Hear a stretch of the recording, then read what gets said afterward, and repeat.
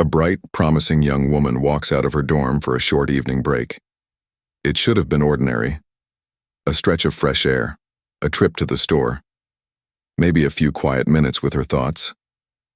But that short walk became the moment she vanished forever. No ransom note. No witnesses who could say for certain what happened.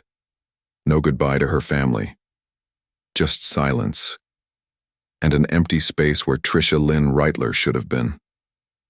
3 decades later, her family still waits. They've aged while her face remains frozen in time, 19 years old, hopeful and never seen again. This is not just a story of a disappearance, it is the story of heartbreak, unanswered questions, and a possible predator who still casts a shadow over dozens of unsolved cases. Welcome back to the channel, and if you're new here, I'm so glad you found this space. Here we cover missing persons, unsolved mysteries, and the families still searching for justice. If you want to support keeping these stories alive, make sure to hit that subscribe button and turn on notifications. It really helps more people hear about cases like Tricia's. Today we're revisiting a disappearance that's haunted a small Midwestern town and one devoted family for more than 30 years. We'll retrace Tricia's life, the night she vanished, the chilling suspect who may have crossed her path, and the haunting silence that still remains. Tricia Lynn Reitler grew up in a world where family, faith, and routine defined everything. She was born on February 9, 1974, and raised in Olmsted Township, Ohio, a quiet suburb outside Cleveland. Her parents, Gary and Donna, were deeply devoted to their Christian faith, and they worked hard to create a safe, nurturing environment for their 4 children. Tricia was the oldest, the one her younger siblings often looked up to, and in many ways, she carried the weight of that responsibility with quiet grace. Those who knew her described her as sheltered, not because she was naive, but because she lived in a home that carefully guarded her from the harsher edges of the world. She wasn't the kind of teenager you'd expect to sneak out or go looking for trouble. She poured her energy into her schoolwork, her faith, and the things she loved. She ran track and cross country in high school, pushing herself with the same determination she applied to every part of her life. And when she left for college, she carried that same dedication with her. By 1993, Tricia was 19 years old and a psychology major at Indiana Wesleyan University in Marion, Indiana. She wasn't just studying a subject she found interesting. She was studying a subject she hoped to one day turn into a career of helping people. Her professors remembered her as serious, engaged, and someone who didn't just want to get good grades but wanted to understand people, to figure out what made them tick. She had a thoughtful side, one that made her good at listening and being present with others. Her family often said she lit up a room, not in a loud or showy way, but with a kind of quiet brightness. A smile, a kind word, a steady presence. She loved her family fiercely and was close with her parents and siblings. She kept in touch regularly, and her letters home reflected not only her love for them but also her sense of direction. She knew who she was, and she wasn't the type to take big risks. Life on campus in Marion wasn't exactly glamorous, but it suited her. Indiana Wesleyan was a Christian university, and the values there mirrored much of what she'd been raised with. The campus was strict compared to other colleges: curfews, codes of conduct, rules about alcohol and relationships. But Tricia wasn't one to push against boundaries. She embraced the structure. Friends described her as reliable and conscientious, the kind of person you could trust. But like any 19-year-old, she had her own dreams and ambitions. She wanted to finish her degree, maybe pursue graduate school, and eventually, she talked about making a difference in people's lives through counseling. She wasn't just studying psychology for the textbooks. She felt drawn to help. She saw how people could struggle, sometimes quietly, and she wanted to be someone who could stand in the gap. Her parents were proud of her, though the distance between Ohio and Indiana sometimes weighed on them. Donna once described how hard it was to let her oldest daughter go off on her own. They had poured everything into raising their children with faith and care, and now Tricia was stepping out into the world. But they trusted her. They believed she was grounded enough to navigate life away from home. In her everyday college routine, Tricia was still very much the same person she had been in high school. She studied hard, kept a small circle of close friends, and maintained her athletic habits by walking and running around campus. She wasn't known for partying or staying out late. In fact, her personality seemed almost at odds with the fate that would later befall her. She was steady, predictable, and safe. And maybe that's why her disappearance rattled so many people so deeply. She wasn't a girl living on the edge. She wasn't someone people whispered about as reckless or wild. She was the kind of daughter every parent hoped to raise, diligent, grounded, faithful. The fact that she could vanish seemed unthinkable. There's something haunting about looking at her old photographs now. Her hair brushed neatly, her smile shy but confident, her eyes holding that hopeful spark of someone who believed the world was wide open before her. It's a face that doesn't look like a headline. It doesn't look like a mystery. It looks like someone you might pass on the street or sit next to in class. And maybe that's why her story still resonates all these years later. Because she wasn't an outlier. She was ordinary in all the best ways. Her parents often reflected on her strong moral compass. Donna once said that Tricia would rather disappoint herself than disappoint others. She cared that much about doing the right thing. And her father remembered her as deeply empathetic, someone who felt the pain of others almost as if it were her own. That empathy was a gift, but also something that weighed heavily on her at times. By the spring of 1993, Tricia was halfway through her sophomore year. Life was busy, filled with classes, late-night study sessions, and the kind of campus routines that feel small at the time but become memories later. She had no idea that she was living out her last days, that the moment she spent walking across the quad or laughing with a friend would soon become frozen in the memories of those left behind. Looking back now, her story is framed by that looming question. How could a girl like Tricia, who seemed to do everything right, vanish without a trace? It wasn't just shocking, it felt impossible. That sense of impossibility is what still drives her family's fight for answers today. They have always insisted that her disappearance doesn't define who she was. She was a daughter, a sister, a student, a runner, a friend. She was someone with dreams, someone with a future that should have stretched far beyond that small Indiana town. And yet, that ordinary, hope-filled life was cut short in a way no one saw coming. It was the evening of March 29, 1993, and for Tricia, it should have been just another normal day at college. She'd been studying, going through the usual routine of classes and assignments. Like so many college students, sometimes the walls of a dorm room felt a little too close, a little too heavy, so she decided to step out for a walk. Just a short one. Nothing unusual. She left her dorm without taking anything with her. No purse, no extra clothing, no items that would suggest she intended to be gone long. That alone says so much. She wasn't running away. She wasn't planning some kind of secret trip. She was simply a 19-year-old stretching her legs, probably with the intention of coming back within minutes. Some students later reported seeing her walking along a stretch of road near campus. Marion, Indiana, wasn't a big city. It was the kind of town where people noticed each other, and a lone young woman walking wasn't out of place. But those small, ordinary details? They would become the last reliable pieces of her timeline. Her walk wasn't supposed to be dangerous. She wasn't doing anything risky. And yet, in that small sliver of time, something happened, something that erased her from her own life. She never made it back to her dorm. When investigators searched her room, they found everything as it should have been. Personal belongings neatly in place, books and clothes left behind.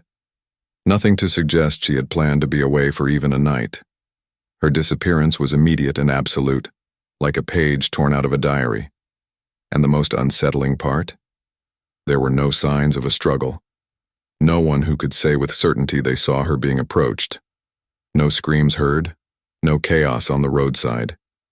It was as if she had simply stepped off the path and disappeared into thin air. That absence of evidence has haunted this case from the very beginning. Usually, in situations like this, there's something. A piece of clothing, a footprint, a vehicle sighting. But in Tricia's case, there was almost nothing. It left police, her family, and the community scrambling to fill in the blanks. Her parents, Gary and Donna, were devastated as the hours turned into days. For a family who had built their lives on routine and faith, the idea that their daughter had simply vanished didn't feel real at first. It felt like a nightmare that any moment she would walk back in and explain away. But that moment never came. As the investigation started, police retraced her steps, interviewing witnesses, combing through the areas around campus. But leads dried up quickly. Without concrete evidence, everything became speculation. Had she been picked up by someone she knew? Was it a random predator? Did someone follow her, waiting for just the right moment? The truth is, the silence around her last known moments is what makes this case so chilling. Tricia wasn't out in the middle of nowhere. She was walking in a populated town, near a college campus. And yet she disappeared as though she'd been swallowed whole by the night. For her family, those details replay endlessly. They've imagined her last moments over and over. Did she sense something was wrong? Did she have time to be afraid? Or was it so quick she never knew? These questions linger because without answers, the mind fills in the gaps with every terrifying possibility. It's here, in this void of information, that the story begins to take a darker turn, because investigators would soon look at someone whose name is tied to dozens of unsolved cases. A man whose presence in Indiana around that time could not be ignored. And that man's name was Larry Hall. When people talk about the disappearance of Tricia Lynn Reitler, one name inevitably comes up: Larry DeWayne Hall. Now, if you've heard of him before, it's probably because of how notorious his story has become. He's not just a random name in this case. He is a convicted kidnapper, a man whose life is surrounded by chilling allegations of dozens of missing girls. And while no one has ever been able to prove his involvement in Tricia's case, the shadows of his crimes hang so close to her disappearance that it's impossible to ignore. Larry Hall grew up in Wabash, Indiana, not too far from Marion, where Tricia was living at college. By many accounts, he had a difficult upbringing. He was described as shy, awkward, even bullied. He struggled in school socially and academically. As he grew older, those struggles didn't really disappear. They just transformed into something darker. He began working odd jobs, drifting from place to place, and eventually got heavily involved in Civil War reenactments. At first glance, it might sound harmless, maybe even nerdy. But for Hall, these reenactments became an obsession. They gave him an excuse to travel across the Midwest, blending in at events where people didn't think twice about a man in uniform. But behind that harmless-seeming hobby was something far more sinister. Authorities believe that Hall used these events and the travel that came with them as cover. They suspect he was hunting.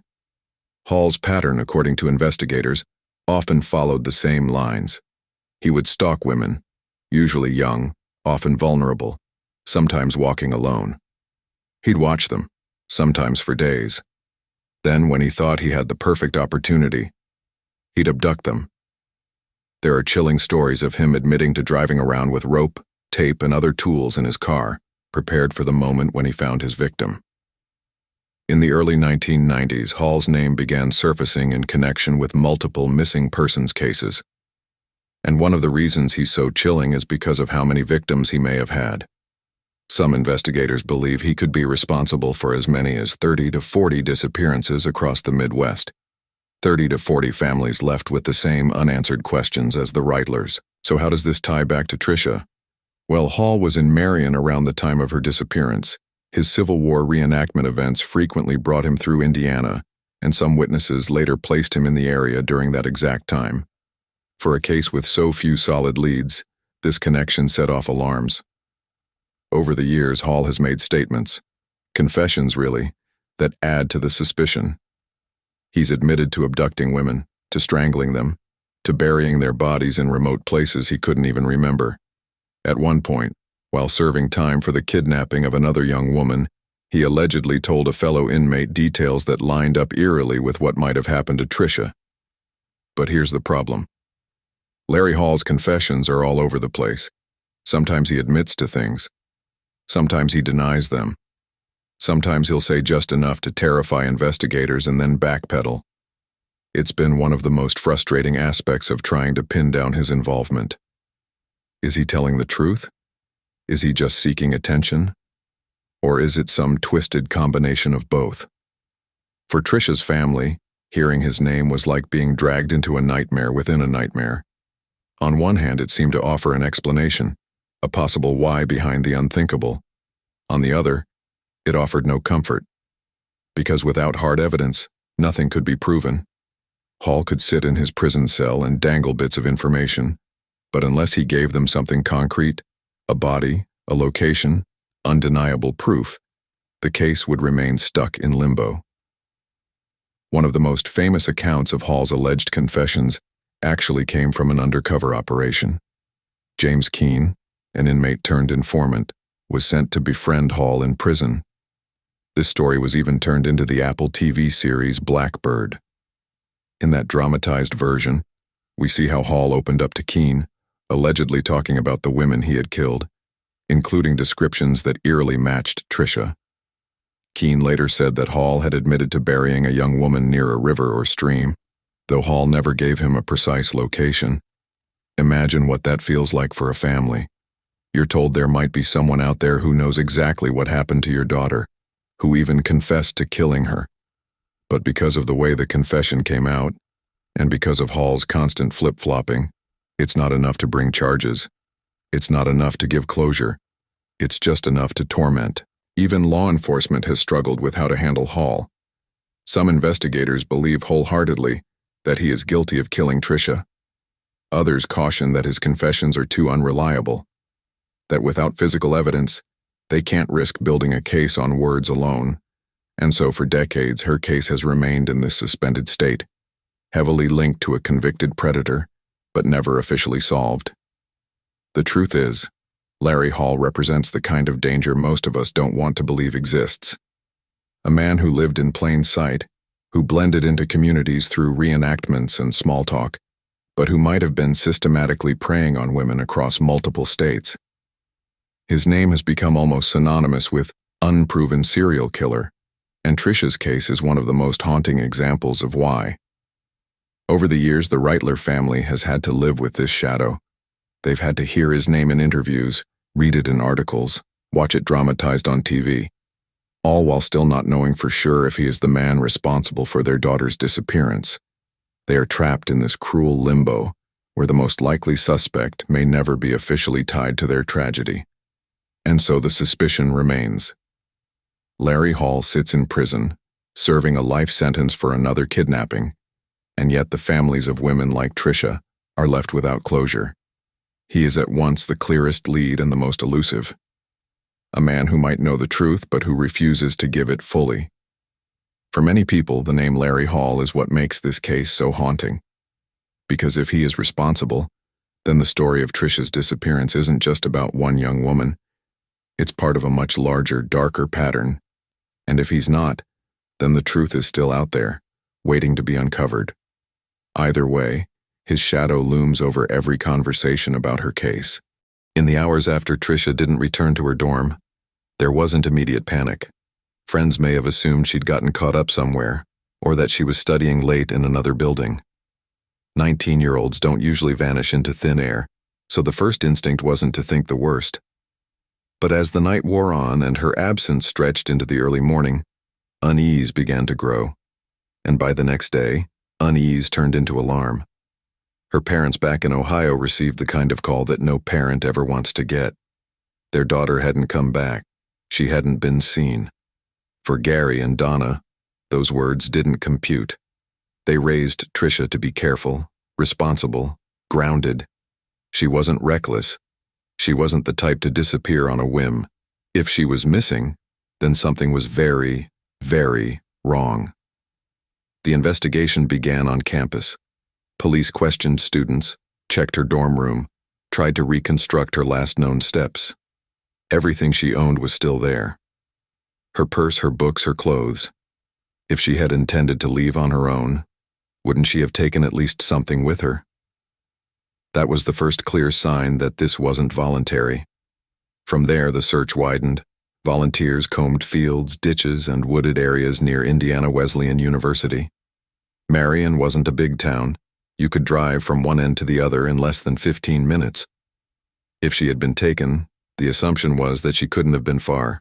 Police dogs were brought in, helicopters searched from above, neighbors were interviewed, but no solid evidence surfaced. Her parents quickly made the drive from Ohio to Indiana, setting up camp in Marion so they could be close to the search. They spoke to reporters, handed out flyers, pleaded with anyone who might have seen something to come forward. Donna especially became the voice of persistence. She refused to let her daughter's name slip into silence. In cases like this, the first 48 hours are critical. Leads are freshest, witnesses remember more clearly, evidence hasn't yet disappeared. But with Tricia, those hours ticked by without answers. And soon, days turned into weeks. Investigators began running down every tip they received, no matter how vague. Someone thought they'd seen a girl matching her description in a car. Another person reported seeing her near a gas station. Each lead raised a flicker of hope, but one by one they collapsed. And then came the frustration that has haunted this case ever since: the absence of evidence. Without a body, without a crime scene, police were left chasing shadows. They interviewed people in town, questioned known offenders, checked into anyone who might have been passing through. But nothing stuck. As the weeks dragged into months, the Reitler family clung to faith and routine. They marked birthdays and holidays without their daughter, each occasion another reminder of what had been stolen. Tricia's siblings struggled with the strange mix of hope and despair that comes with waiting. Every phone call could be news. Every knock on the door could be the answer. And yet, nothing changed. The case didn't go cold right away. For years, detectives continued to follow up on tips. But as time went on, the spotlight faded. Other cases emerged, resources shifted, and Tricia's disappearance began to slide into that heartbreaking category of unsolved. For her family, that wasn't acceptable. They kept pushing. They spoke to media whenever the opportunity arose. They reminded the world that their daughter's life mattered, that she wasn't just a name on a forgotten file. And then, of course, Larry Hall's name started surfacing. That added both energy and frustration to the investigation. On one hand, it gave detectives someone to zero in on. On the other, it created a cycle of endless back and forth. Hall's confessions, his retractions, the maddening dance of a man who might hold the truth but refuses to fully release it. Each time investigators thought they were closer, the trail seemed to slip through their fingers. Over the years, Tricia's case has been revisited multiple times as technology advanced. Cold case teams pulled out the files, re-interviewed witnesses, tested old evidence with newer forensic methods. But the reality is that so little physical evidence existed in the first place. Without a body, without trace materials, the science couldn't do what it has done in other cases. What stands out, though, is the sheer resilience of her family. Gary and Donna never let her memory fade. They gave interviews, they held onto her belongings, they kept her story alive in every way they could. And in doing so, they carried not just their own pain, but the weight of awareness for countless other families of the missing. Imagine being them for a moment. 30 years of waking up each morning not knowing if your daughter is alive or dead. 30 years of birthdays, holidays, and family milestones with an empty chair at the table. 30 years of hope colliding with despair, over and over again. It's impossible to measure what that does to a family. And yet, despite all of this, they've kept their faith. They've kept the conviction that Tricia deserves justice, that even if the truth comes too late to bring her home, it should still come. That's why every anniversary of her disappearance isn't just a date on the calendar. It's a call to remember, a call to keep searching. The investigation into Tricia's disappearance is a textbook example of how quickly a case can slip into limbo when the crucial pieces are missing. Police had no body, no crime scene, no smoking gun. What they had was a timeline that stopped in the middle of an ordinary evening and a possible suspect who thrives in uncertainty. It left them with more questions than answers. And so, the search has never really ended. It has just changed shape.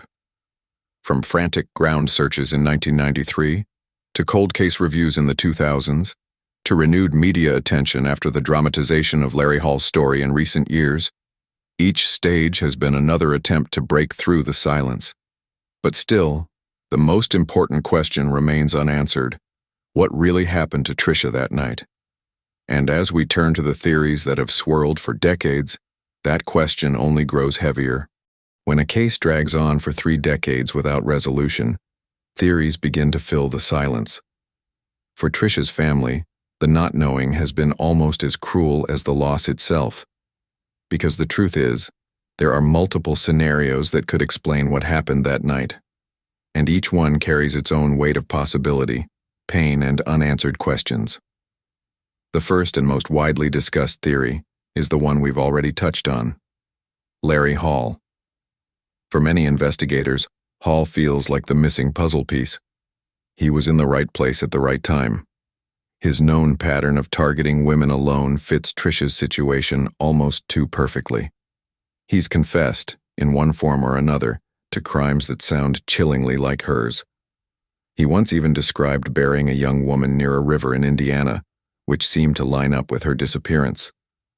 But the problem with this theory has always been Hall himself. He is inconsistent. One day he admits, the next he denies. He provides just enough detail to raise eyebrows, but not enough to hold up in court. Some detectives believe he toys with investigators, pulling them closer, then pushing them away.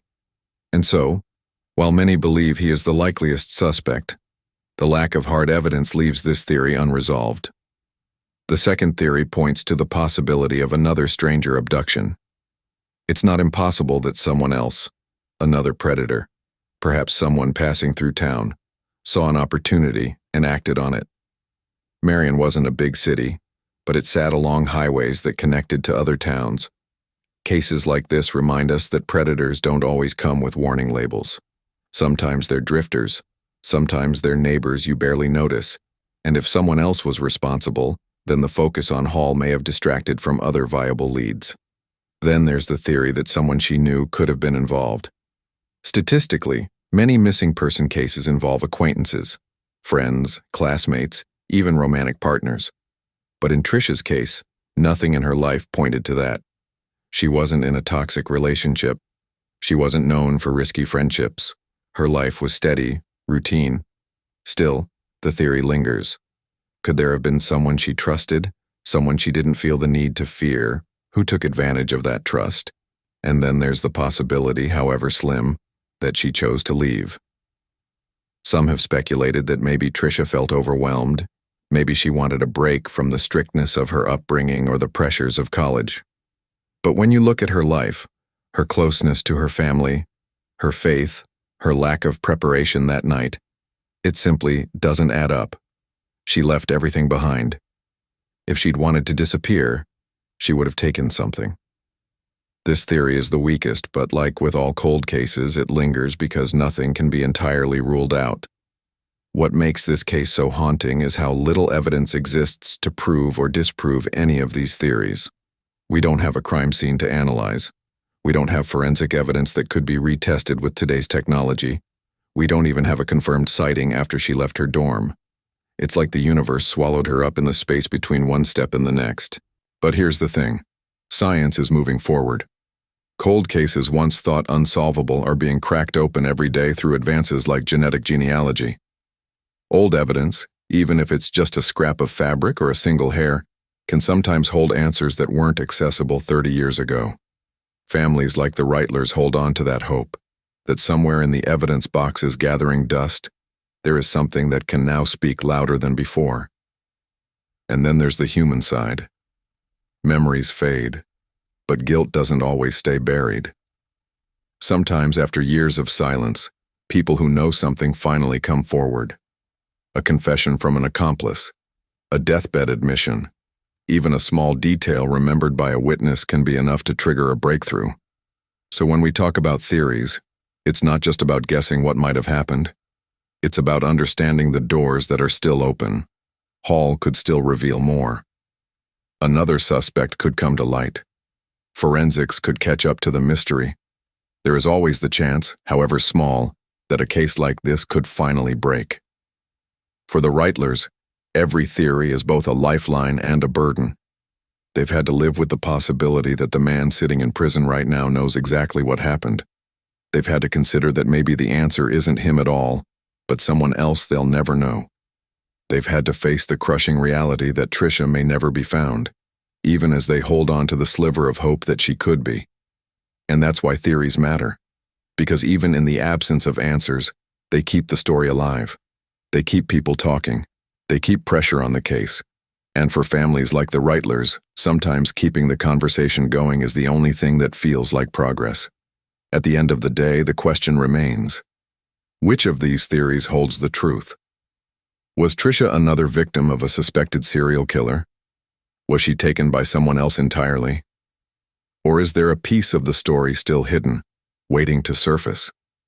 Until that truth comes to light, her disappearance will remain one of those haunting mysteries, an open wound that refuses to close. When you step back and look at cases like Tricia's, it's easy to feel the heaviness of all that uncertainty. 30 years is a long time to live without answers, a long time to keep a light on in the window, hoping your daughter walks back through the door.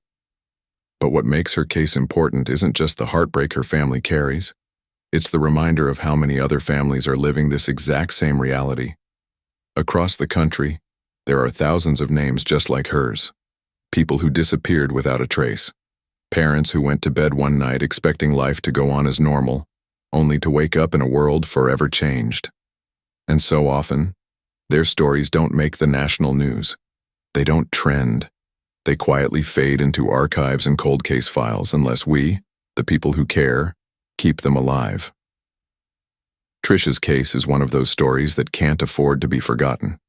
Every time it's told, there's a chance the right person hears it. Maybe it jogs a memory. Maybe it makes someone who's been holding on to a secret finally come forward. Or maybe it just builds awareness that keeps pressure on investigators to keep looking, to not let the trail grow any colder than it already has. That's why sharing her story matters, not just for her, but for all the missing. Because awareness can lead to justice, and justice, even if it comes late, is still justice. We've seen it happen time and time again with genealogy breakthroughs, cold cases cracked wide open decades later because technology finally caught up. We've seen cases where a tip from someone watching a documentary or listening to a podcast was the key that solved it. And the same could happen here. But more than anything, it's about dignity. Tricia was a daughter, a sister, a student with dreams of becoming a psychologist. She was more than a headline, more than a file number. Keeping her name alive is about honoring the life she lived and the future she was denied. Her family deserves that. She deserves that. And if you're watching this, you're part of that process. By engaging with this case, by talking about it, by keeping her name out there, you're helping. Maybe not in a way that solves it overnight, but in a way that makes sure she is never erased. So if this story resonates with you, please share it. Talk about it with others. And if you want to hear more stories like Tricia's, more cases that deserve to be remembered, don't forget to subscribe to this channel. Every time you like, comment, or hit that bell, you're not just supporting me. You're supporting the families who need these stories to stay alive. This community is built on empathy, on not turning away from the uncomfortable, and on believing that every missing person deserves their story told. Together, we can make sure that people like Tricia are not lost to silence. For 3 decades now, the Reitler family has lived with an empty chair at the table. Tricia's siblings grew into adulthood without their big sister beside them. Her parents, Gary and Donna, have carried the weight of waiting, of hoping, of praying for answers that still haven't come. Every anniversary of her disappearance is another reminder, not just of what was lost, but of the fact that the case is still unsolved. 30 years of birthdays without candles blown out. 30 years of holidays with gifts unwrapped. 30 years of wondering if today might be the day the phone rings with the truth. And through it all, they've held on to faith. Faith that one day the mystery will break. Faith that even if Tricia is no longer alive, justice can still be found. They've carried that faith publicly, sharing her story whenever asked, never letting her name fade into silence. Because for them, remembering is an act of love. When you look at her photo now, the smiling 19-year-old with her whole life ahead of her, it's impossible not to feel the ache of everything she missed. A degree she never got to finish. A career she never got to start. A family of her own she never got to build. Those things were stolen from her. And yet, what remains is the impact of her life, the memories of who she was, and the fight to keep her story alive. There's a cruelty in unanswered questions, but there's also a power in them. Because unanswered questions keep people talking. They keep communities alert. They keep pressure on systems that might otherwise move on. And that's why we tell stories like this, so that Tricia's name isn't just a cold case number gathering dust in a file. As we close this chapter, one question lingers. What really happened to Tricia that night in March 1993? Was she taken by the man so many believe is responsible? Was it someone else, someone who slipped under the radar? Or is the truth still out there, buried under silence, waiting to surface? Until that day comes, her family keeps hoping, and we, by remembering her, stand with them. If you've made it this far into the video, thank you for caring. Please take a moment to share Tricia's story, and if you want to help keep the stories of the missing alive, make sure you're subscribed to this channel. Every share, every like, every comment, it all makes a difference, because behind every missing person is a family still waiting, and they deserve answers.